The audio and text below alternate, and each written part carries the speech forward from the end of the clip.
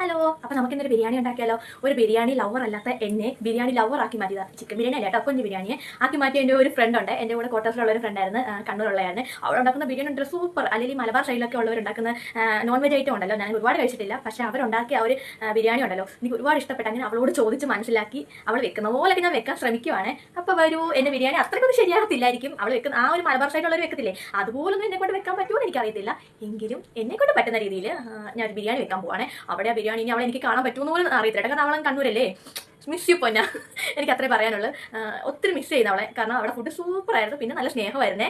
അപ്പോൾ കാണാം നമുക്ക്. അങ്ങനെ ഞാൻ പറഞ്ഞ പോലെ തന്നെ സ്നേഹത്തോടെ തരുന്ന ഫുഡിന് കുറച്ച് ടേസ്റ്റ് കൂടുന്നോണ്ടാണോ എന്ന് അറിയത്തില്ല കേട്ടോ. അങ്ങനെ എന്നെ ബിരിയാണി കഴിക്കാൻ പഠിപ്പിച്ച അവളുടെ ഒരു റെസിപ്പിയാണ് ഇത് കറക്റ്റ് ആയിട്ടോ വരുമെന്ന് എനിക്കറിയത്തില്ല. അപ്പോൾ ഇത്രയൊക്കെ ഞാൻ എടുത്തിട്ടുണ്ട്, അരി കഴുകിയും വെച്ചിട്ടുണ്ട്. പിന്നെ ഇവിടെ മല്ലിയിലയൊക്കെ ഒരുപാട് കിട്ടുന്നതുകൊണ്ട് ഞാൻ കുറച്ച് അധികം എടുക്കും. എനിക്ക് മല്ലിയിലയുടെ ടേസ്റ്റും കുറച്ച് അധികം ഇഷ്ടമാണ്. അപ്പോൾ കുറച്ച് നെയ്യ് ഇട്ടിട്ട് സ്പൈസസ് എല്ലാം കൂടെ ഒന്ന് മൂപ്പിക്കും. എന്നിട്ട് അരിയും കൂടി ഇട്ടിട്ട് നന്നായിട്ടൊന്ന് ആ നെയ്ക്കകത്തിലൊന്ന് വഴറ്റിയെടുക്കണം കേട്ടോ. അത് പരസ്പരം ഇങ്ങനെ ഒട്ടിപ്പോകാതിരിക്കാൻ വേണ്ടിയിട്ടാണ്. ഇത് എന്ത് അരിയാന്ന് എന്നോട് ചോദിക്കല്. കാരണം ഇത് ബസ്മതി അരി അല്ല കേട്ടോ, വേറെ എന്തോ ഒരു അരിയാണ്. അപ്പോൾ അവളുണ്ടാക്കിയ ആ ഒരു അരിയില്ല, അതിൻ്റെ ഫോട്ടോ എടുത്ത് അങ്ങനെ വെച്ചിട്ട് ഞാൻ അങ്ങനെ കടയിൽ പോയി അങ്ങനെ വാങ്ങിച്ചാണ്. ഒരു മലയാളി കടയുണ്ട്, അവിടെ പോയിട്ട് തിളച്ച് വെള്ളവും കൂടെ അതിനകത്തോട്ട് ഒഴിച്ചിട്ട് കുറച്ച് ഉപ്പ് ഇടണം കേട്ടോ. എന്നിട്ട് പിന്നെ ആ സമയത്തേക്ക് ഞാൻ കുറച്ച് കൊഞ്ചില്ലേ, അതൊന്ന് വറുത്തെടുക്കാനാണ് എൻ്റെ പ്ലാൻ. അതിനകത്തോട്ട് കുറച്ച് മസാലപ്പൊടിയൊക്കെ ഇട്ടിട്ട് ഒന്ന് ഉപ്പൊക്കെ ഇട്ടൊന്ന് നല്ലതായിട്ട് ഒന്ന് തിരുമ്മി കുറച്ച് നേരം റെസ്റ്റ് ചെയ്യാൻ വെക്കുക. ഇതിനകത്തിൽ ഞാൻ മുളക് പൊടി, മഞ്ഞപ്പൊടിയും ഉപ്പും കുരുമുളക് പൊടി മാത്രമേ ഇടത്തുള്ളൂ. വേറെ അധികം മസാല ഒന്നും ഈ കൊഞ്ച് ഫ്രൈ ചെയ്തതിനകത്ത് ഞാൻ ഇടത്തില്ല കേട്ടോ. കാരണം കുഞ്ഞിൻ്റെ ടേസ്റ്റ് അങ്ങ് പോവേ.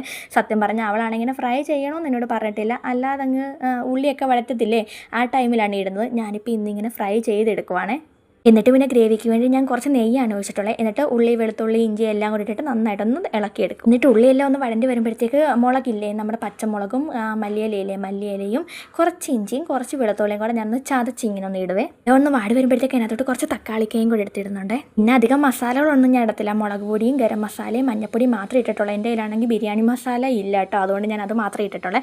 പിന്നെ നമ്മൾ മുമ്പ് ഫ്രൈ ചെയ്ത് വെച്ച കൊഞ്ചില്ലേ, അതും കൂടെ ഒന്ന് ഇട്ട് ജസ്റ്റ് ഒന്ന് ഇളക്കി എടുക്കുന്നുണ്ട് കേട്ടോ. അത് കഴിഞ്ഞിട്ട് പിന്നെ ദമ്മിടാൻ വേണ്ടിയിട്ട് ഞാൻ ആ ചട്ടിയിലിരുന്ന് ചോറെല്ലാം മാറ്റിയിട്ട് അതിനകത്തോട്ട് കുറച്ച് നെയ്യില്ലേ, അതൊന്ന് തടവി കൊടുത്തിട്ട് കുറച്ച് റൈസില്ലേ അതും പിന്നെ കുറച്ച് ഗ്രേവി, അതിൻ്റെ മുകളിലിട്ട് മല്ലിയിലയും പിന്നെ നട്ട്സ് എല്ലാം വറുത്തതും എല്ലാം ഇട്ടിട്ട് പിന്നെയും ചോറിട്ട് പിന്നെ അതേ കൂട്ട് തന്നെ കുറച്ച് ഗ്രേവി ഇല്ലേ അതെല്ലാം കൂടി ഇട്ടിട്ട് പിന്നെയും കുറച്ച് നട്ട്സ് എല്ലാം കൂടി ഇട്ടിട്ട് അങ്ങനെ ഞാൻ ഒരു 3-4 ലെയറാക്കി എടുക്കുന്നുണ്ട് കേട്ടോ.